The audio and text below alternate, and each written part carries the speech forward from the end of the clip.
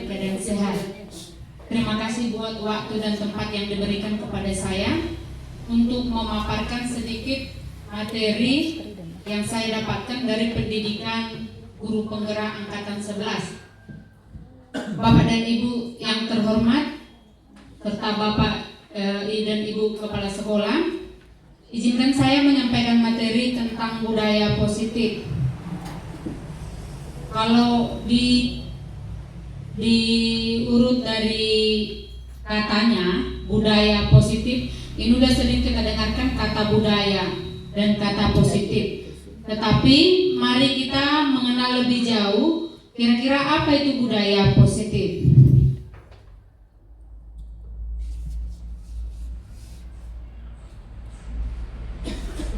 Budaya positif merupakan perwujudan dari nilai-nilai atau keyakinan secara menyeluruh yang diterapkan di sekolah. Budaya positif dapat mendorong murid untuk mampu berpikir, bertindak, dan mencipta sebagai proses memerdekakan diri, sehingga murid mampu mandiri dan bertanggung jawab. Konsep inti dari budaya positif terdiri dari beberapa bagian. Yang pertama, perubahan paradigma belajar.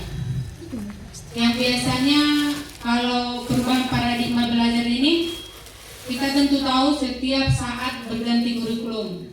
Dan membedakan kurikulum 2013 dengan umur sekarang adalah di kurikulum 2013 siswa itu masih begini ilustrasinya. Siswa itu ibaratkan kertas kosong. Guru lah yang akan mewarnai siswa tersebut. Itu di kurikulum 2013. Tetapi kalau di Kumer itu paradigmanya beda. Jadi di Kumer itu kita mendasari pada prinsip filosofi Ki Hajar Dewantara. Jadi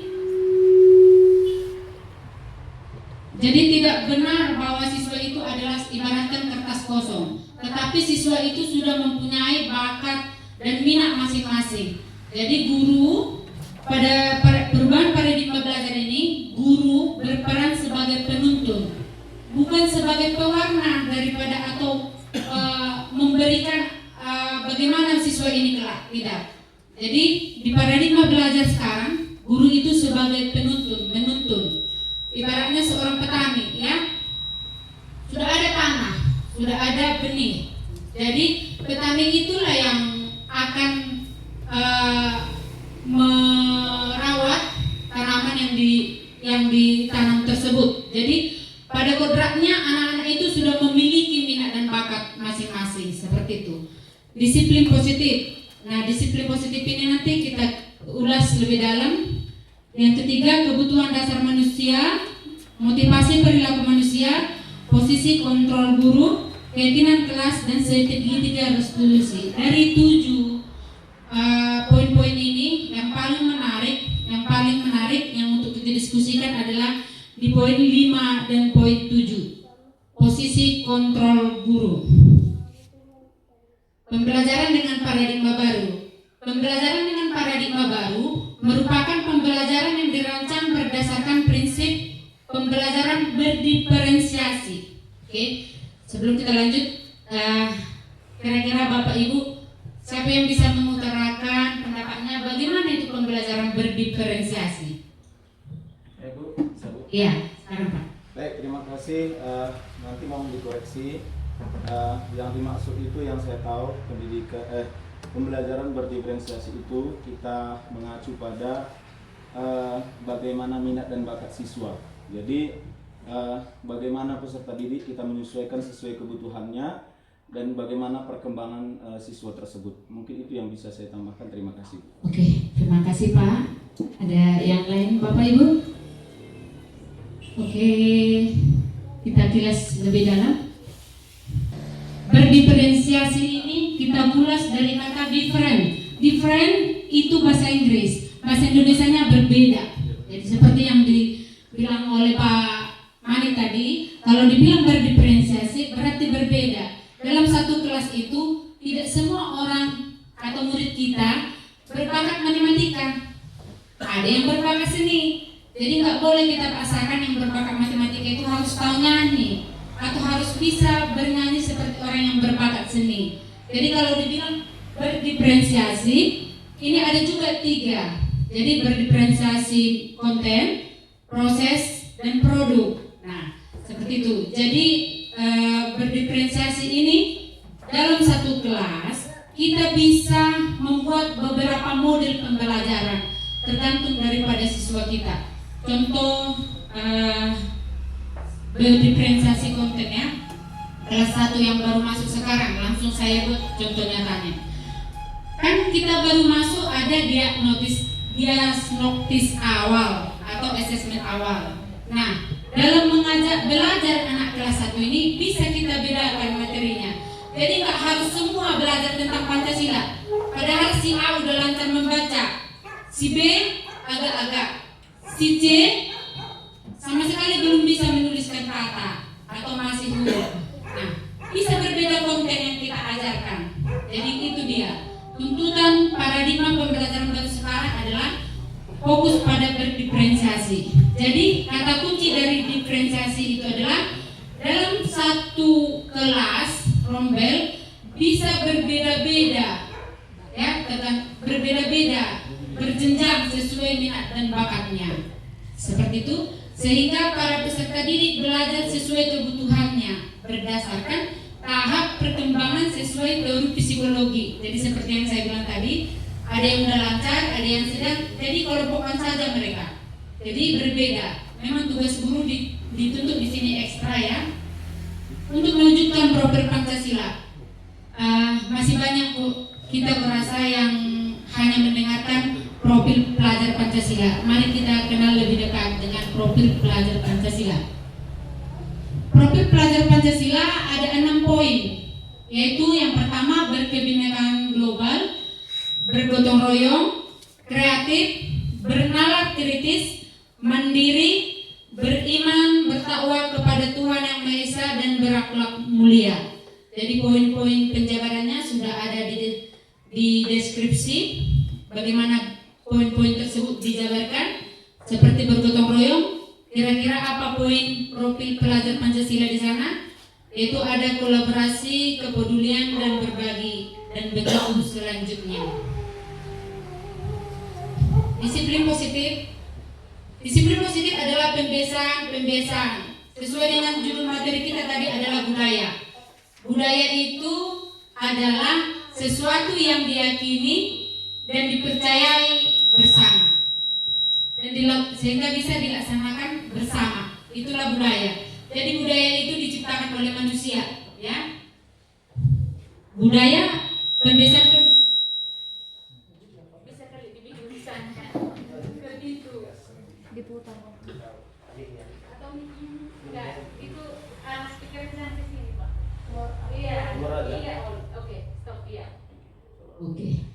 Sebagai pendidik, tujuan kita adalah menciptakan peserta didik yang memiliki disiplin diri, sehingga mereka berperilaku mengacu kepada nilai-nilai kebijakan universal dan memiliki motivasi dalam diri menuju perilaku ke arah yang lebih baik.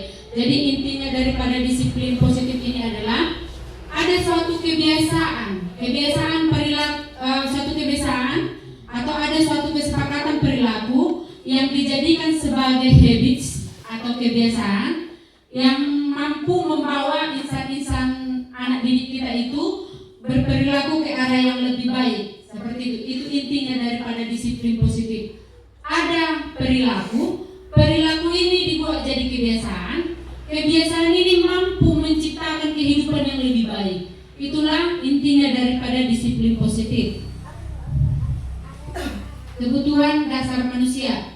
Kebutuhan dasar manusia, intinya daripada kebutuhan dasar manusia itu ada beberapa poin yang menunjang supaya kita bisa hidup berkelanjutan. Seperti itu. Jadi seluruh tindakan yang kita lakukan memiliki tujuan, semua usaha terbaik yang kita lakukan agar kebutuhan dasar kita terpenuhi dengan baik. Apa sajakah kebutuhan dasar manusia itu? Berikut, bertahan hidup. Bagaimana kita bertahan hidup? Mereka harus ada makanan, ada pakaian, ada tempat tinggal, dan juga sehat.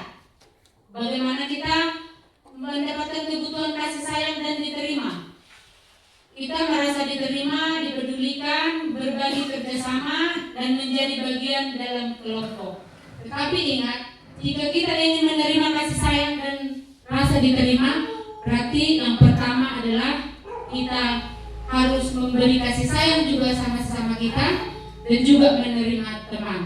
Jangan kita menuntut diberikan kasih sayang, tetapi kita memberikan kasih sayang sangat sulit, seperti itu ya. Penguasaan, kebutuhan tentang penguasaan ini berhubungan dengan harga diri, keinginan untuk dianggap, memimpin, berprestasi, diakui dan didengar. Kebebasan, mandiri, memiliki pilihan, mencoba hal baru, dan mampu mengendalikan arah dirinya. Kebutuhan kesenangan, yaitu bermain, humor, antusias, dan tertawa. Itulah kebutuhan kita sebagai manusia. Hukuman, konsekuensi, dan restitusi. Bukan restitusi ya, restitusi. Hukuman, inilah yang sering Bapak Ibu kita laksanakan di sekolah. Mari kita introspeksi diri masing-masing ya. Jadi ada 3 sebenarnya jika seseorang melanggar kesepakatan atau peraturan yang dibuat atau budaya, maka sering kita memberikan ini, dihukuman kan, konsekuensi kah, atau restitusi kah. Melalui materi ini nanti kita akan paham, oh sebaiknya rupanya seperti ini saya bertindak, seperti itu. Jadi hukuman itu tidak terencana, tiba-tiba, dan murid tidak tahu apa yang akan terjadi, bersifat satu arah, berupa hukuman fisik atau psikis. Jadi itulah hukuman. Konsekuensi, kalau konsekuensi terencana, disepakati sesuai peraturan. Murid tetap dibuat tidak nyaman. Sikap guru selalu memonitor murid. Restitusi, proses menciptakan kondisi bagi murid untuk memperbaiki kesalahan. Proses kolaboratif yang mengajarkan murid untuk mencari solusi sendiri. Jadi saya tambahkan daripada pemaparan ini contoh, biar bisa kita bedakan langsung ya, langsung ke contoh nyata. Terlambatlah murid saya, namanya Skolastika. Terlambat dia, jadi ada 3 guru yang memberikan terapi ya. Kita nggak tahu itu hukuman, konsekuensi dan restitusi. Jadi seperti ini, guru A dipanggil Skolastika terlambat.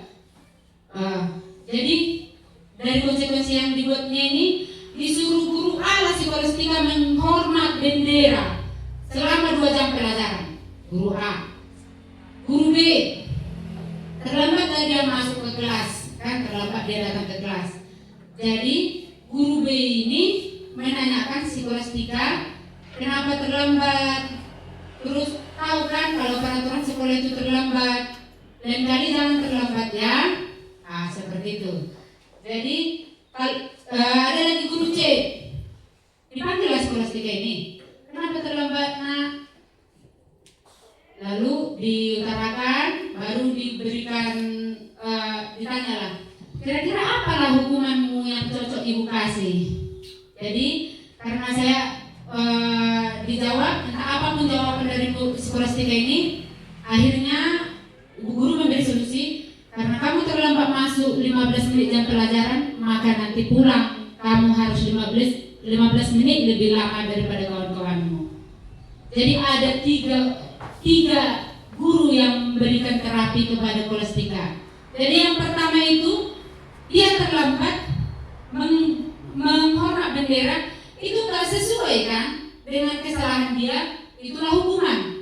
Nah, yang kedua itu konsekuensi, ditanyakan, kalau kau terlambat atau melanggar peraturan, apa dari kesepakatan yang kita buatkan, apa hukumannya, seperti itu. Jadi guru yang nomor 3 tadi, ditanya dia kenapa terlambat, baru didengarkan pendapatnya, baru diberikan penguatan. Kalau seperti itu kau terlambat 15 menit masuk terlambat, berarti pulang juga 15 menit lebih lama.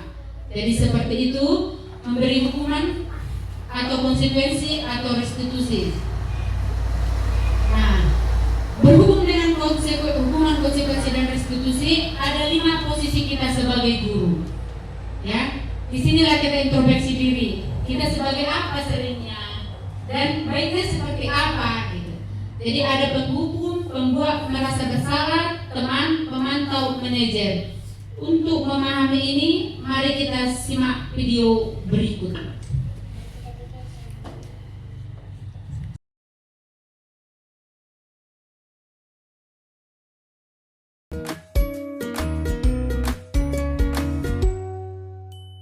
Salam bahagia Ibu dan Bapak guru hebat. Dalam penerapan disiplin positif restitusi, salah satu program yang dikembangkan adalah 5 posisi kontrol. 5 posisi kontrol dalam restitusi adalah proses perjalanan seorang pendidik agar dapat mengenali dirinya. Pada video kali ini, kita akan membahas tentang 5 posisi kontrol yang dikembangkan oleh Diane Goossen dan contoh penerapannya.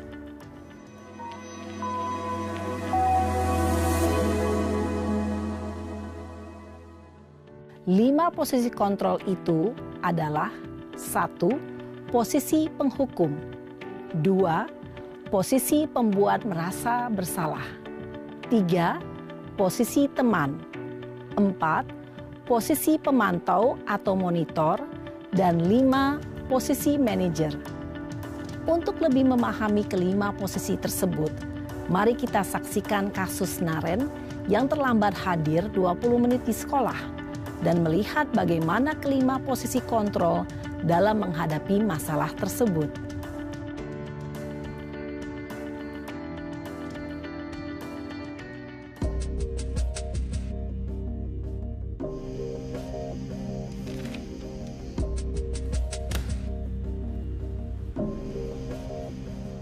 Naren!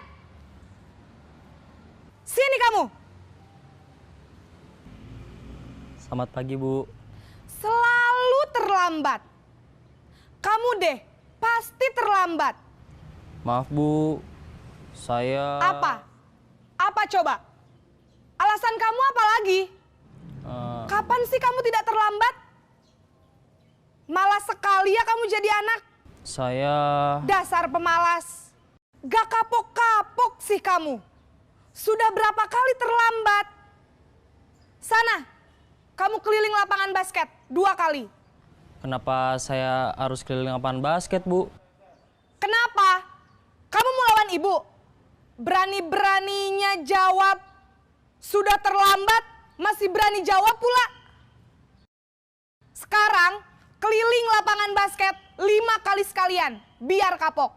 Cepat, pergi sana ke lapangan basket. Posisi penghukum biasanya berbicara dengan nada tinggi, menghardik, menunjuk-nunjuk, menyakiti, dan menyindir. Hukuman bisa berupa fisik maupun psikis. Ibu dan Bapak guru hebat, dampak yang terjadi pada murid ketika guru berada pada posisi penghukum adalah murid cenderung akan memberontak, bahkan menyimpan dendam.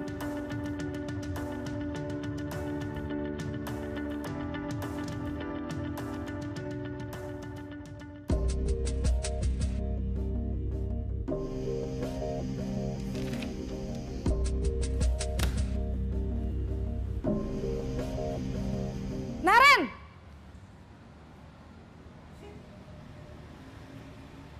Selamat pagi, Bu. Naren. Kamu kenapa terlambat lagi, nak? Ya Tuhan, Naren. Kamu senang ya bikin ibu susah ya? Kalau kamu terlambat lagi, nanti ibu yang ditegur bapak kepala sekolah, nak. Disangka ibu tidak bisa membina kamu. Duh, gimana ini? Maaf, Bu. Duh, Gusti Naren. Kamu suka ya kalau ibu ditegur bapak kepala sekolah? Terus, sekarang ibu harus tulis apa ini di buku absen? Ini kamu sudah sering terlambat loh. Ibu harus apa coba? Maaf, Bu. Maaf sekali. Ya sudah, lain kali jangan bikin ibu susah lagi ya, nak ya. Ibu tidak akan kuat lagi kalau kamu begini terus. Bisa jantungan kalau ibu ditegur bapak kepala sekolah. Sana cepat ke kelas. Maaf ya, Bu. Maaf sekali. Posisi pembuat rasa bersalah berbicara dengan nada tenang, cenderung lembut. Namun kata-kata yang diutarakan membuat murid merasa menjadi orang yang gagal. Memandang buruk dirinya sendiri, merasa tidak berharga, dan tidak sanggup membahagiakan orang lain. Ketika guru mengambil posisi pembuat rasa bersalah, murid akan menganggap dirinya yang bersalah dan ia akan menyimpan emosi negatif tersebut di dalam dirinya.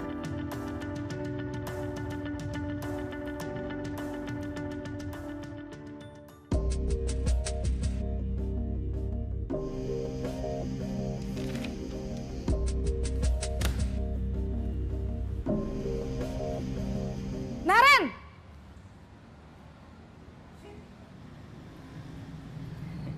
Selamat pagi, Bu. Wah, sudah jam berapa ini, Nak? Terlambat lagi ya, sayang. Iya, Bu. Habis ibu saya lupa bangunkan saya, Bu. Kamu malah menyalahkan ibu kamu. Kamu bukannya anak yang larinya paling kenceng.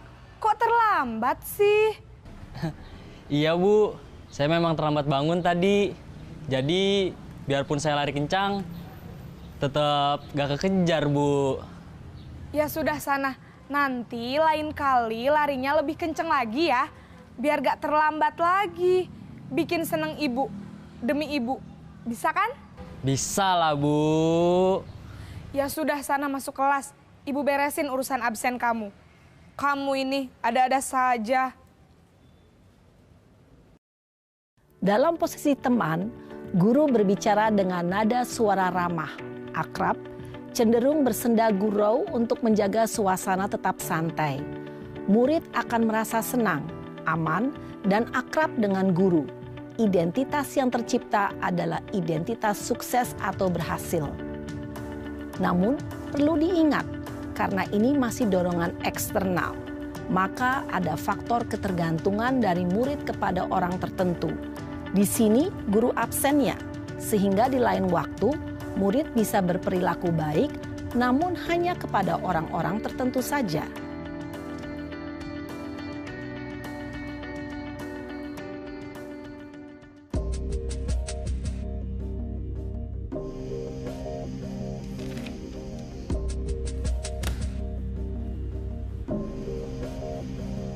Naren!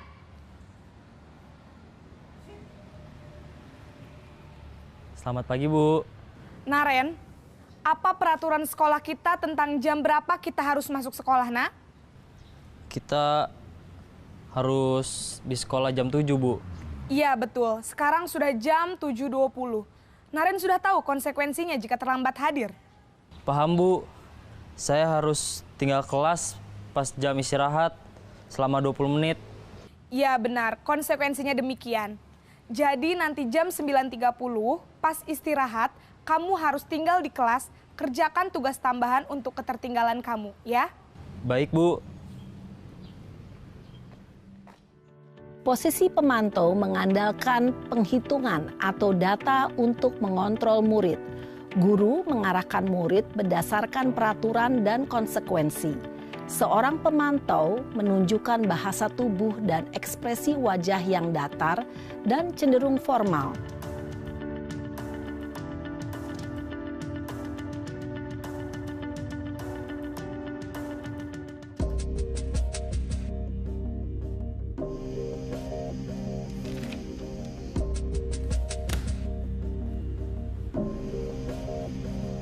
Naren!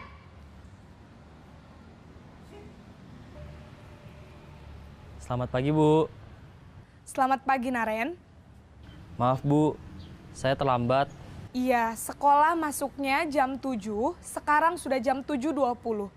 Jadi sekarang bagaimana ini, Naren? Maaf, Bu. Saya lupa setel alarm saya semalam. Baiklah, menurut kamu, keyakinan sekolah yang mana yang perlu kamu tingkatkan? Menghargai diri sendiri dan orang lain mungkin ya, Bu. Setuju. Jadi, apakah Naren meyakini prinsip saling menghormati tersebut? Iya, Bu. Saya meyakininya. Apakah Naren bersedia memperbaiki masalah keterlambatan ini? Bersedia, Bu. Bagaimana kamu akan perbaiki masalah keterlambatan ini? Saya akan coba untuk tidak lupa menyetel alarm saya, Bu. Baik, kalau Naren lupa menyetel alarm di rumah, ada orang yang kira-kira bisa bantu mengingatkan tidak? Ada, Bu. Kakak saya, Kak Ema. Ada lagi selain Kak Ema? Selain Kak Ema, ada ibu saya.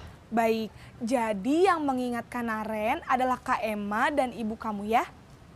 Kira-kira akan mulai setel alarm kapan nih Naren? Setelah pulang sekolah, akan segera saya lakukan. Baik, jadi Naren akan setel alarm untuk bangun besok pagi dan akan diingatkan oleh kakak dan ibunda Naren ya. Ada lagi yang mungkin perlu dilakukan Naren? Agar tidak terlambat bangun lagi. Tidak ada, Bu. Baik Naren, terima kasih untuk kerjasama kamu. Sekarang kamu perlu kembali ke kelas untuk belajar. Baik, Bu. Terima kasih. Posisi manajer adalah posisi kontrol yang disarankan untuk membimbing murid memiliki sikap disiplin yang positif, yaitu murid yang mandiri, bertanggung jawab, dan dapat memecahkan masalah. Tujuan dari posisi ini adalah agar murid dapat berefleksi atas tindakannya. Guru akan dengan tulus memberikan pertanyaan-pertanyaan bermakna, sehingga membuat murid dapat belajar dari kesalahannya dan mencari sebuah solusi untuk menyelesaikannya. Ibu dan bapak guru hebat, setelah mengamati adegan kelima posisi kontrol tadi, kira-kira posisi mana yang paling ideal? Posisi mana yang dapat menunjang motivasi intrinsik murid? Ya, tentu posisi manajer. Posisi ini memang posisi ideal yang ingin dituju setiap pendidik. Pada posisi inilah, guru dapat menerapkan disiplin positif yang berpihak pada murid, yang memerdekakan murid. Perjalanan seorang pendidik tentunya tidak mudah untuk sampai pada posisi seorang manajer. Namun, tujuan kita pasti, yaitu menciptakan murid-murid yang mandiri, merdeka, dan bertanggung jawab. Semoga penggambaran 5 posisi kontrol yang telah diperlihatkan ini dapat menjadi ajang refleksi bagi kita semua, agar dapat terus mengasah dan menerapkan disiplin positif yang memerdekakan murid. Mari terus berlatih dan bersemangat. Selamat menerapkan. Salam dan bahagia, Ibu dan Bapak Guru hebat.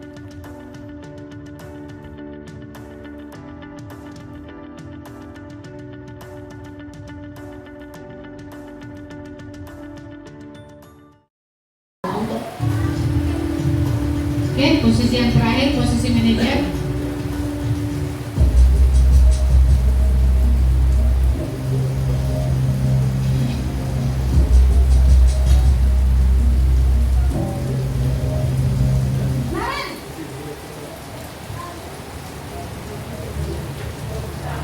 Selamat pagi, Bu. Selamat pagi Naren. Maaf, Bu. Saya terlambat. Iya, sekolah masuknya jam 7, sekarang sudah jam 7.20. Jadi sekarang bagaimana ini Naren? Maaf, Bu. Saya lupa setel alarm saya semalam. Baiklah, menurut kamu, keyakinan sekolah yang mana yang perlu kamu tingkatkan? Menghargai diri sendiri dan orang lain mungkin, ya, Bu. Setuju. Jadi, apakah Naren meyakini prinsip saling menghormati tersebut? Iya, Bu. Saya meyakininya. Apakah Naren bersedia memperbaiki masalah keterlambatan ini? Bersedia, Bu. Bagaimana kamu akan memperbaiki masalah keterlambatan ini? Saya akan coba untuk tidak lupa menyetel alarm saya, Bu. Baik, kalau Naren lupa menyetel alarm di rumah, ada orang yang kira-kira bisa bantu mengingatkan tidak? Ada, Bu. Kakak saya, Kak Ema. Ada lagi selain Kak Ema? Selain Kak Ema, ada ibu saya. Baik, jadi yang mengingatkan Naren adalah Kak Ema dan ibu kamu ya? Kira-kira akan mulai setel alarm kapan nih Naren? Setelah pulang sekolah, akan segera saya lakukan. Baik, jadi Naren akan setel alarm untuk bangun besok pagi dan akan diingatkan oleh kakak dan ibu dan Naren ya? Ada lagi yang mungkin perlu dilakukan Naren? Agar tidak terlambat bangun lagi. Tidak ada, Bu. Baik Naren, terima kasih untuk kerjasama kamu. Sekarang kamu perlu kembali belajar. Baik Bu, terima kasih. Posisi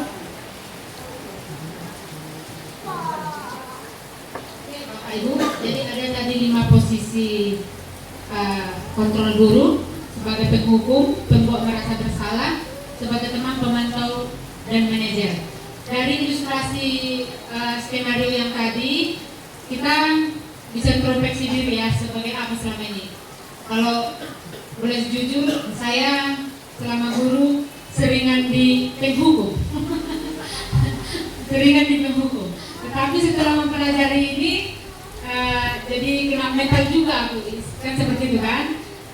Tergantung kepada kita ibu bapak guru bagaimana melaksanakannya itu, pengaplikasiannya di anak didik kita masing-masing. Tapi ada baiknya kita belajar sebagai posisi manajer, ya. Jadi ada kesalahan, kita tanya dulu kenapa dia berbuat seperti itu, baru kita tanya dulu, kita hubungkan dengan keyakinan sekolah atau keyakinan kelas, baru mari kita duduk bersama mencari solusi bersama. Jadi saya pribadi selama ini berperan sebagai penghukum dan ke depan berusaha menjadi seorang manajer, terutama sebagai kepala sekolah, tidak hanya menghadapi murid tetapi menghadapi rekan sejawat guru juga. Jadi setelah mengetahui posisi kontrol guru ini, mari kita membenahi diri masing-masing lah. Tidak ada manusia yang sempurna ya Bapak Ibu ya. Jadi begitulah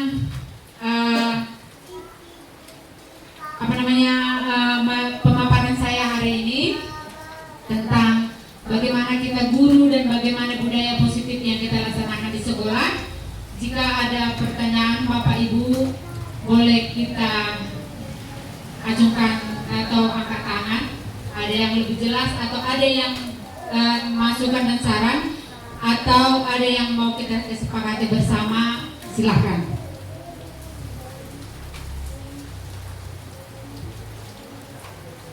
Pas? Oke. Tadi sudah kami saksikan video 5 terkait posisi kontrol guru. Dari kelima ini untuk saya pribadi lakukan sekarang kan sudah kurikulum merdeka ya Bu ya. Jadi kira-kira strategi mana yang paling cocok ini kami lakukan untuk pembelajaran dalam kelas, karena kita tahu Bu, saya pribadi pengalaman kalau daerah kita ini kalau sebagai manajer dibuat nggak mempan Bu, gitu ya. Jadi kalau kita buat seperti yang disampaikan tadi, kalau tidak dihukum rasanya bukan tugas dia seperti Bu. Jadi memang harus diberikan hukuman supaya bisa mengerjakan. Jadi kiat-kiat atau trik-trik yang bisa kami lakukan supaya siswa itu bisa, atau guru itu sebagai posisi kontrol itu sebagai manajer Bu. Jadi mohon masukannya untuk kami supaya kami bisa seperti yang Ibu sampaikan tadi, lebih baiknya di posisi manajer. Terima kasih. Baik, terima kasih Pak. Ada Bapak Ibu guru atau Ibu kepala sekolah yang bisa memberikan masukan kepada Pak B?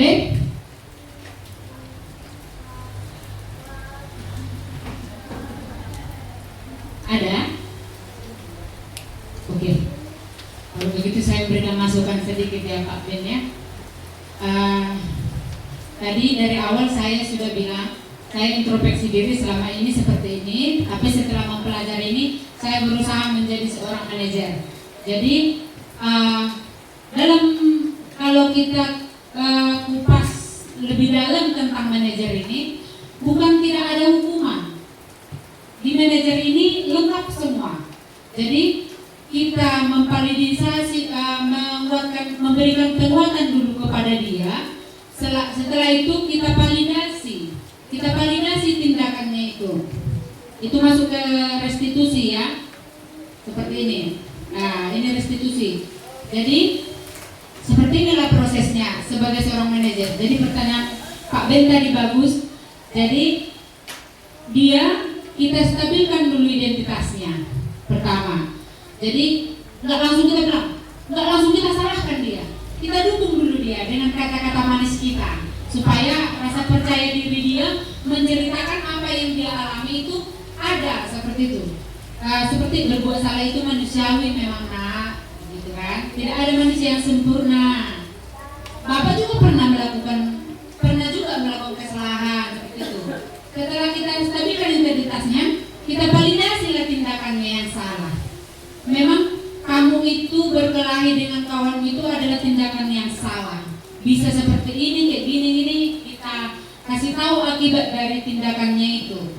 Setelah itu, kita kaitkan dengan disiplin atau keyakinan sekolah atau keyakinan kelas.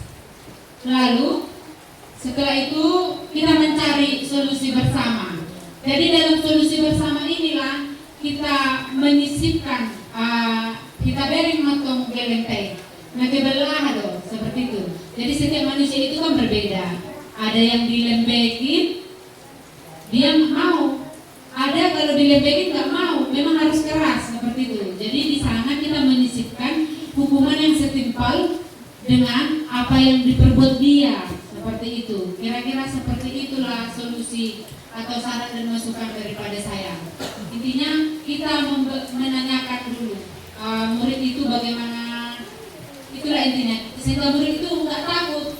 Ada murid itu ibu baru-baru gurunya naon, malah dia ngomong dia. Seperti itu. Karena sering di posisi menghukum. Dan kita mau sebut jebana. Nah, aku tanya dulu apa masalahnya. Langsung saya hukum seperti itu. Langsung berbeda-beda. Ternyata seperti itu salah ya. Jadi penakut jadi anak didik saya itu. Jadi setelah mempelajari ini, manajer lah kita ya semua ya, manajer dalam kelas. Manajer untuk anak didik kita. Seperti itu Bapak Ibu.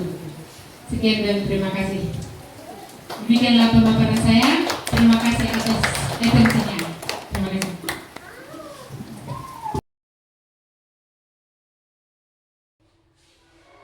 Hadir kan? Sudah berapa? Belum. Mungkin nanti dia kalau nggak dinaikkan apa pelajaran kita. Satu dua orang ya. Oke, jadi hari ini kita akan membuat keyakinan kelas. Apa? Keyakinan kelas. Iya, keyakinan kelas.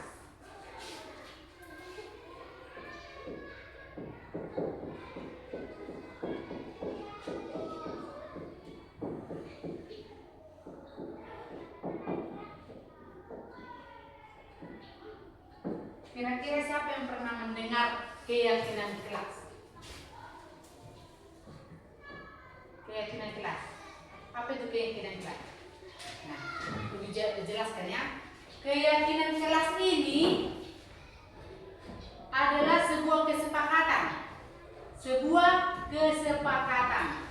Dalam arti, contohnya ilustrasinya begini. Kita membuat sebuah kesepakatan di kelas ini. Ya, kesepakatan itu harus dipatuhi oleh semua siswa. Jadi, contoh, keyakinan kelas 6. Keyakinan kelas di kelas 6 ya. Keyakinan kelas 6. Ada peraturan. Ada kesepakatan yang kita buat bersama untuk kita laksanakan. Ya, untuk kita laksanakan semuanya. Contoh, hadir tepat waktu di ruangan kelas. Ya, hadir tepat waktu di ruangan kelas. Itu keyakinan kelas itu. Hadir tepat waktu di ruangan kelas. Jadi, dalam kalimat keyakinan kelas ini tidak boleh ada kata dilarang, ya, atau tidak. Contoh, dilarang membuang sampah sembarangan. Ini enggak kata-kata, ini enggak kalimat keyakinan kelas. Dilarang membuang sampah sembarangan. Enggak kalimat keyakinan kelas. Bagaimana kalimat keyakinan kelasnya? Yang positif kan kita buat. Dilarang membuang sampah sembarangan. Berarti ini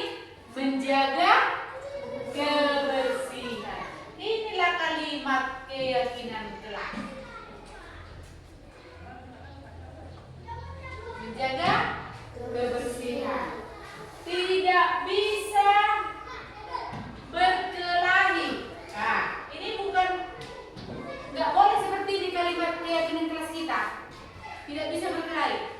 Ayo, siapa yang bisa buat kalimat positifnya ini? Tidak bisa berkelahi. Apa kalimat positifnya kira-kira? Apa kalimat keyakinan kelas yang cocok dengan tidak bisa berkelahi? Ya, apa?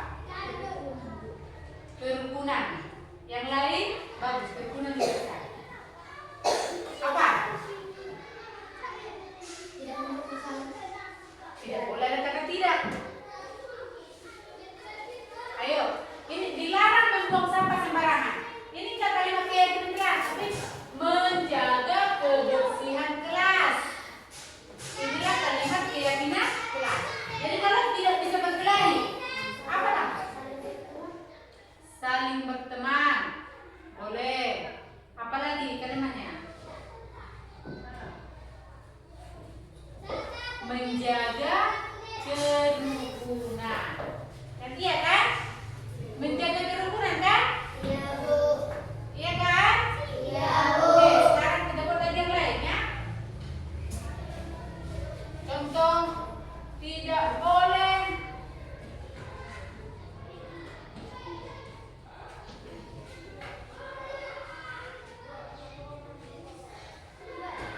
malas belajar. Nah, apalah kalimat positif atau kalimat keyakinan yang cocok dengan tidak boleh malas belajar? Harus belajar. Yang lain apalagi? Rafael?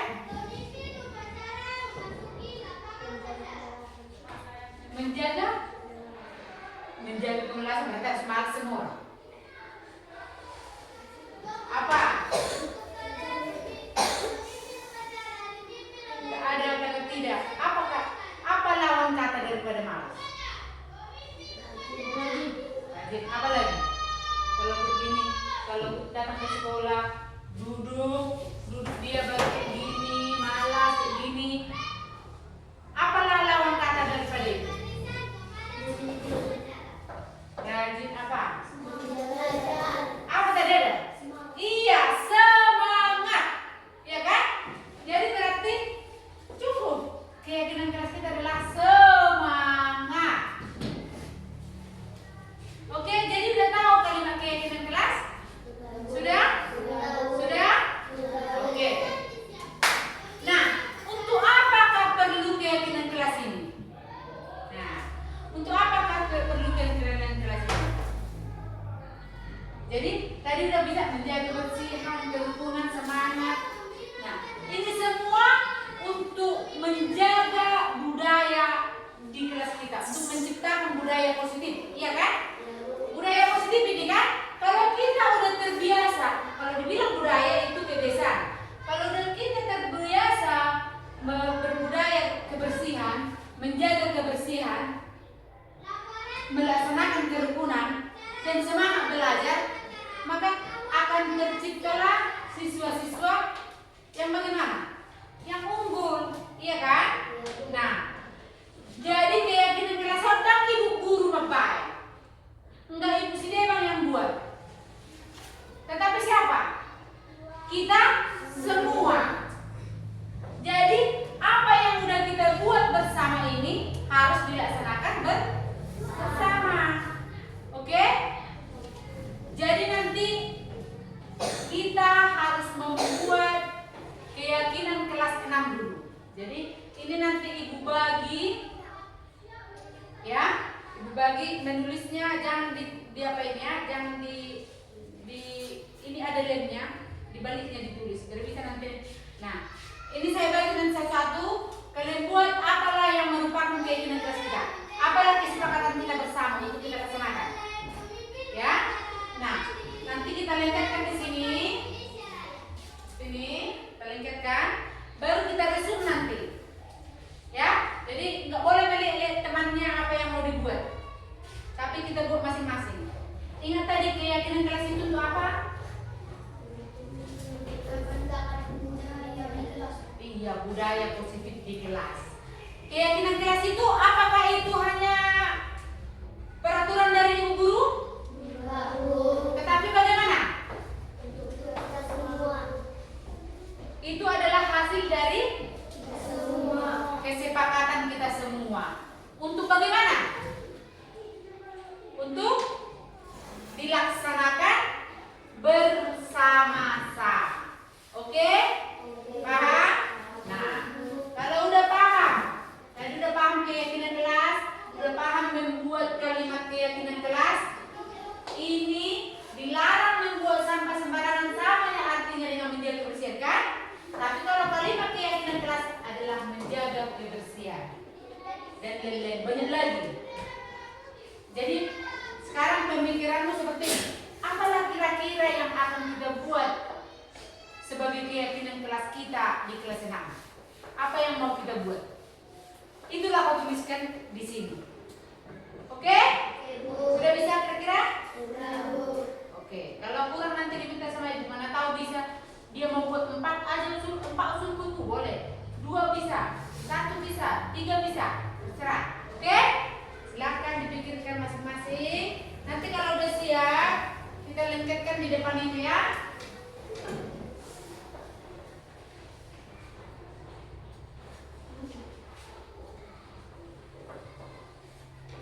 Silakan bagi. Sampai ambil aja punya baru ya, kirim. Ya, bagi tenang ya.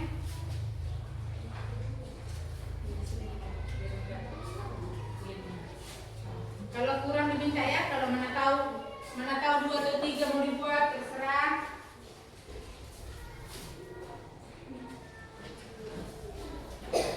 Oke, silakan dibuat sendiri. Oke, kalau kurang nanti diminta sama ibu ya. Sini ya. Kalau udah siap, silakan maju ke depan. Dibuat seperti ini di sini, lihatkan ya. Oke. Ingat menulisnya jangan di lemnya, biar lemnya bisa menempel nanti di papan tulis. Oke, silakan.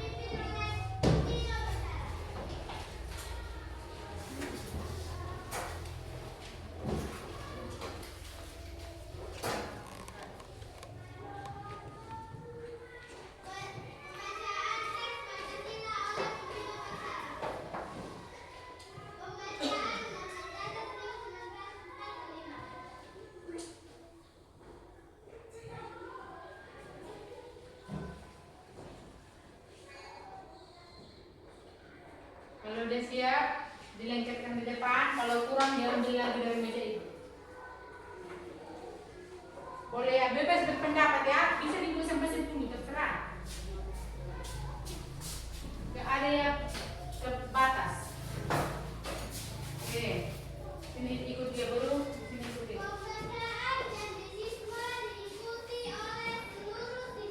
Oke.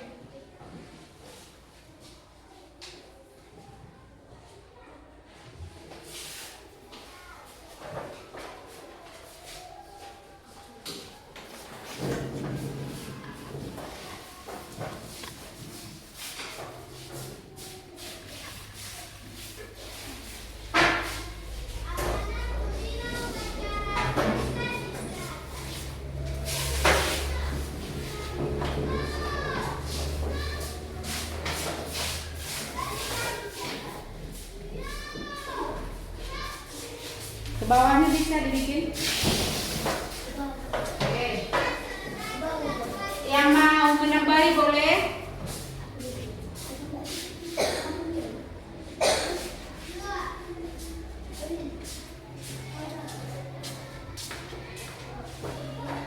Bebas ya. Oke. Ada lagi yang mau menambahi? Sudah cukup semua? Masih ada yang mau melengketkan ya. Ayo.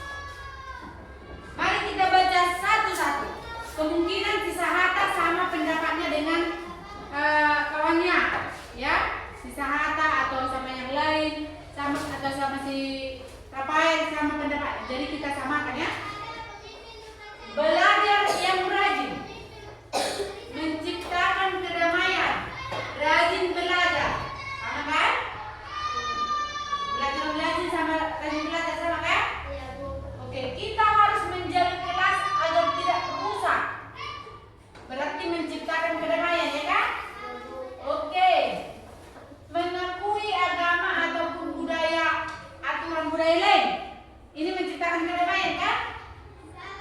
Sama. Oke? Menjaga ketertiban kelas. Sama nggak dengan menciptakan kedamaian di dalam kelas? Sama. Perdamaian. Sama kan? Oke. Menjaga keamanan kelas. Sama. Tidak ribut di kelas. Ini tadi kalimatnya tidak ribut. Berarti sama lah itu dengan menjaga ketertiban kan? Ya kan? Ada pendapat lain? Menjaga ketertiban. Kalau tidak ribut itu menjaga ketertiban kan? Oke. Sama. Kebersihan. Belum ada yang bikin ya? Semangat belajar. Oke, belum ada yang bikin. Ya, selanjutnya menjaga cara bicara. Ini sama nggak dengan perdamaian? Sama. Oke. Wes banyak kali nih ya. Berarti membersihkan kelas supaya bersih. Berarti menjaga kebersihan.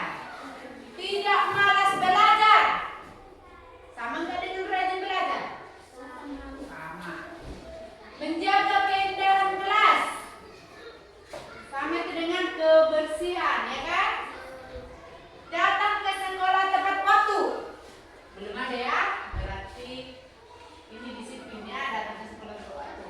Menjaga kebersihan kelas. Menjaga kerukunan. Sama nggak dengan perdamaian tadi? Sama. Berarti dari sini ada berapa jeniskah keyakinan kelas yang sudah kita ciptakan? 5 jenis. Berarti kita rangkum itu. Yang pertama, keyakinan kelas yang sudah kita ciptakan adalah yang pertama, rajin belajar. Rajin belajar. Yang kedua, tentang perdamaian. Perdamaian berarti menjaga kedamaian dan kerukunan, ya kan? Menjaga ketertiban dan kerukunan. Oke. Keyakinan kelas yang ketiga. Iya, menjaga kebersihan kelas. Berarti ini harus kita sepakat ya. Kalau ada dilihat sampah, berarti dibuanglah sampah itu. Oke, nomor 4. Semangat.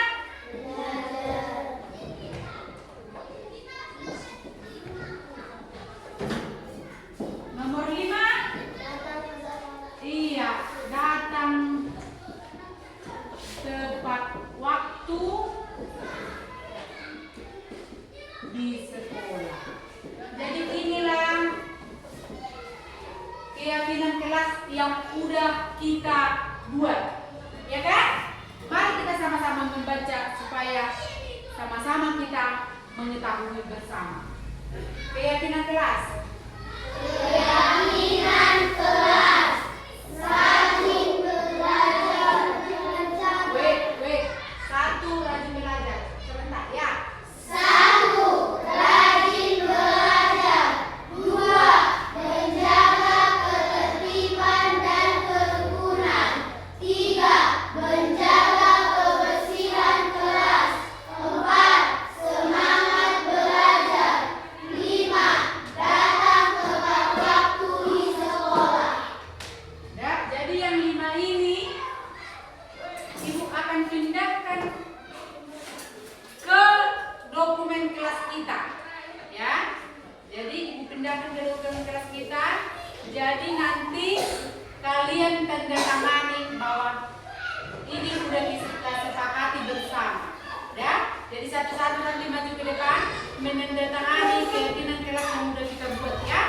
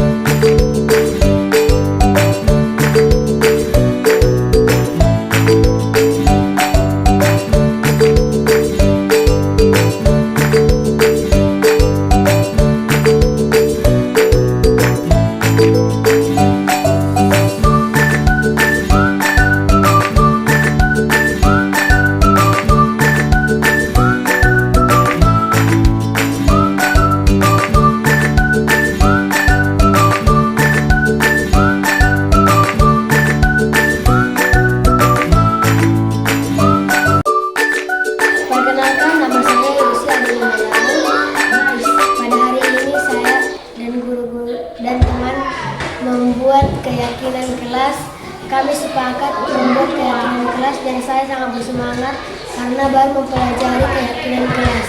Sekian dari saya, terima kasih, salam sehat. Kenalkan, nama saya Christian Jensen Sitanggang. Sekarang kami pada hari ini tentang belajar tentang keyakinan kelas. Saya sangat bersemangat karena kami telah memutuskan keyakinan kelas kami untuk yang kami laksanakan. Dan teman-teman kami semuanya telah setuju untuk membuat keyakinan pada kelas kami. Salam sejahtera. Nama saya Belanda FBK Simbolon. Di sini kami sedang mempelajari tentang keyakinan kelas. Saya sangat senang karena ada 5 keyakinan kelas, yaitu rajin belajar, menjaga ketertiban dan kerukunan. Yang ketiga, menjaga kebersihan kelas. Yang keempat, semangat belajar. Yang kelima datang tepat waktu di sekolah.